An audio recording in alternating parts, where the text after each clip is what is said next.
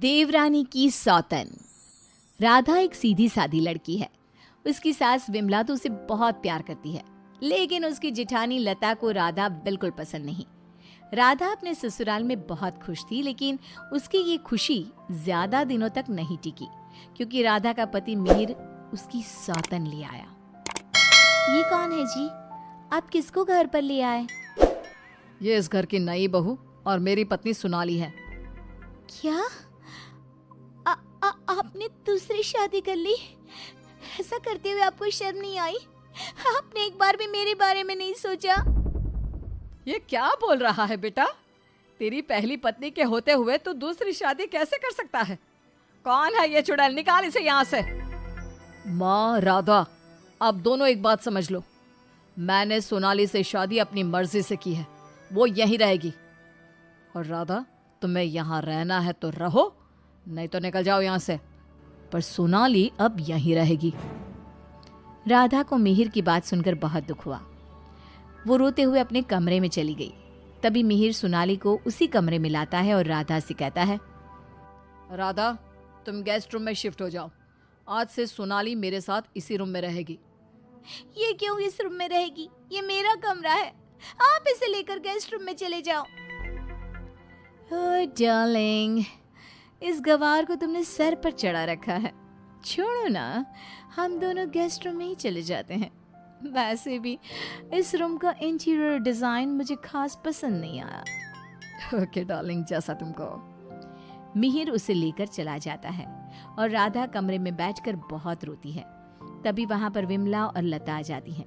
विमला राधा को समझाती है, लेकिन लता अपनी देवरानी के जख्मों पर नमक छिड़कते हुए कहती है, राधा, जरूर तुम में ही कोई कमी होगी जो तुम्हारा पति तुम्हारे हाथ से निकल गया और तुम्हारी सौतन ले आया। मेरे पति तो बिल्कुल वैसे नहीं है। वो किसी दूसरी औरत को आंख उठाकर देखते तक नहीं है। हाँ, मेरी ही कमी है कि मैंने उन्हें भगवान की तरह पूजा, उनकी हर छोटी से छोटी बात का ख्याल रखा। मुझे नहीं पता था कि वो मेरे साथ ऐसा करेंगे। लता बहू, ये कोई समय है ऐसी बातें करने का? जाओ, राधा के लिए कुछ खाने को ले आओ। अगली सुबह सब बैठकर नाश्ता कर रहे थे। तभी सोनाली और मिहिर भी वहां आ गए। सोनाली कहती है, डार्लिंग, क्या यहाँ रोज इतना ही ऑयली ब्रेकफास्ट बनता है? मुझे इतना ऑयली खाने की आदत नहीं। सुबह कुछ हेल्दी फूड खाना चाहिए। आज तुम ये खा लो डार्लिंग, कल से तुम जो कहोगी इस घर में वही बनेगा। ओके डार्लिंग, मैं आज तुम्हें अपने हाथों से खाना खिलाऊंगी। सोनाली मिहिर को अपने हाथों से खाना खिलाती है। ये देखकर राधा को बहुत दुख होता है। उसके बाद मिहिर अपने ऑफिस चला जाता है। तब लता सोनाली से कहती है, सोनाली, कैसा लगा तुम्हें अपना ससुराल? अच्छा है, लेकिन यहाँ कोई भी मुझे पसंद नहीं करता। पसंद तो मुझे भी कोई नहीं करता। सब उस राधा के आगे पीछे ही घूमते हैं। चलो छोड़ो इन बातों को, आओ मैं तुम्हें घर दिखाती हूँ।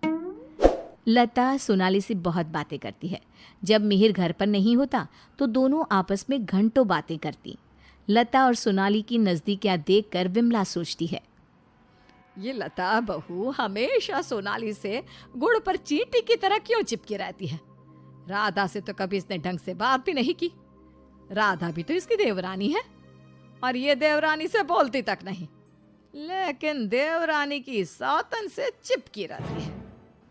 विमला ये सब सोच ही रही होती है कि तभी वहां राधा आकर पूछती है, माँ जी, आज रात के खाने में क्या बनाऊं? अरे राधा, मुझसे क्या पूछ रही है? अपने पति से पूछ। मिहिर जी।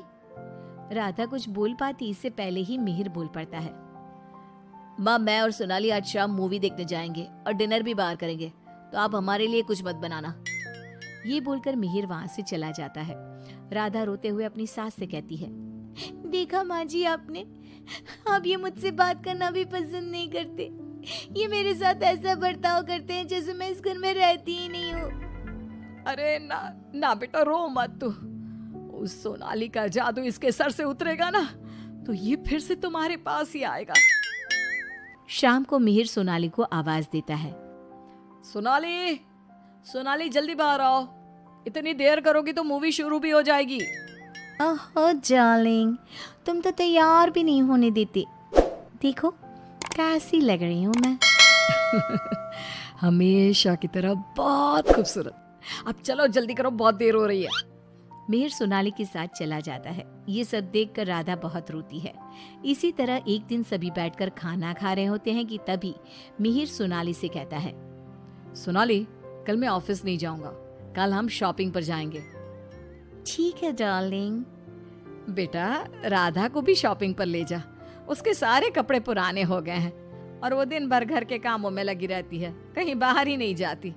बाहर जाएगी तो उसका मन भी बहल जाएगा। क्या कह रही हो माँ? मैं राधा को लेकर बाहर जाऊंगा? कभी नहीं। सॉरी माँ, लेकिन मेरे पास टाइम नहीं है। मैं आपको रुपया दे दूंगा, आप चली जाना उसे लेकर। बेटा, तू तो राधा को बिल्कुल भूल गया है, मगर ये याद रख, वो आज भी तेरी पत्नी है और इसी घर में रहती है। हाँ तो वो क्यों रह रही है इस घर में? चली क्यों नहीं जाती? राधा, अगर तुम चाहो तो मैं तुम्हें तलाक दे सकता हूँ। तुम ठीक से सोच लो और अपना फैसला मुझे बता देना। बदले में जो चाहो वो मैं तुम्हें दे सकता हूँ। मिहिर की बात सुनकर राधा के ऊपर मानो बिजली सी गिर गई। इसी तरह कुछ दिन बीत गए। राधा अब बहुत दुखी और चुप चुप रहने लगी। एक रात विमला किचन की तरफ पानी लेने जा रही थी, लेकिन किचन में से बातों की आवाज सुनकर वो बाहर ही रुक गई और सोचने लगी, अरे ये इतनी रात को कौन बातें कर रहा है? ये तो लता और सोनाली की आवाज लग रही है। ये दोनों इतनी रात को क्या बात कर रही है? ध्यान से सुनती हूँ तब पता चलेगा। वो दोनों की बात ध्यान से सुनती है। सोनाली लता से कह रही थी, देख मेम साहब, तेरे देवर को मैंने तेरे कहने से पटाया था, मैंने तेरा काम कर दिया। अब तू मुझे बाकी के रुपए दे दे, नहीं तो तेरे घर वालों को तेरी सारी सच्चाई बता दूंगी। अरे तू ज्यादा चालाक मत बन, मैं तुझे पहले भी कई सारे रुपए दे चुकी हूँ, अब और रुपया नहीं दे सकती। तुझ जैसी लड़की को इतना अच्छा घर दे दिया, इतना अच्छा पति दे दिया, और क्या चाहिए तुझे? विमला दोनों की बात सुनकर समझ जाती है कि दाल में कुछ काला है। वो सोनाली की जन्म कुंडली निकालने में लग जाती है। तब उसे सोनाली की सच्चाई पता चलती है। एक दिन विमला सारे घर वालों को बुलाती है और कहती है, मेहर, तुमने सोनाली से शादी कर ली है, ये बात हमारे रिश्तेदारों को भी तो पता चलनी चाहिए ना। मैं तुम दोनों की शादी की खुशी में एक छोटा सा प्रोग्राम करना चाहती हूँ, जिसमें मैं सारे रिश्तेदारों को बुलाऊंगी। सोनाली, तुम भी अपने रिश्तेदारों का नाम और पता बता दो, मैं खुद उन्हें निमंत्रण भेजूंगी। ये सुनकर सोनाली घबरा जाती है। तभी मिहिर कहता है, माँ, सोनाली का कोई रिश्तेदार यहाँ नहीं रहता, वो सब अमेरिका में रहता है। सोनाली खुद अमेरिका से आई है, इसलिए आप बस हमारे रिश्तेदारों को ही इनवाइट कर दीजिए। मिहिर, तुम बहुत भोले हो, तभी तो इस 420 सोनाली ने तुम्हें आसानी से बेवकूफ बना दिया। यह कोई अमेरिका से नहीं आई, ये जेल से आई है, और इसके घर वाले भी एक नंबर के चोर है। ये और इसके घर वाले लोगों को बेवकूफ बनाकर घर लूट कर ले जाते हैं, और इसको तुम्हारी जिंदगी में लाने वाली है लता। लता, अब तुम बताओ, क्यों किया तुमने ऐसा? हाँ, मैंने ही सोनाली को रुपया दिए थी कि वो मिहिर को अपने प्यार के जाल में फंसा ले और मेरी देवरानी की सौतन बनकर इस घर में आ जाए। लेकिन भाभी, आपने ऐसा क्यों किया? क्योंकि मैं जलती थी तुमसे। घर के सभी लोग और माँ तुमसे प्यार करते थे, मैं तुमसे बदला लेना चाहती थी, इसलिए मैंने ऐसा किया। भाभी, आपको शर्म आनी चाहिए। आपने मेरा घर बर्बाद किया, मैं आपको कभी माफ नहीं करूंगी। सारी सच्चाई जानने के बाद मिहिर सोनाली को घर से निकाल देता है और राधा से माफी मांगता है।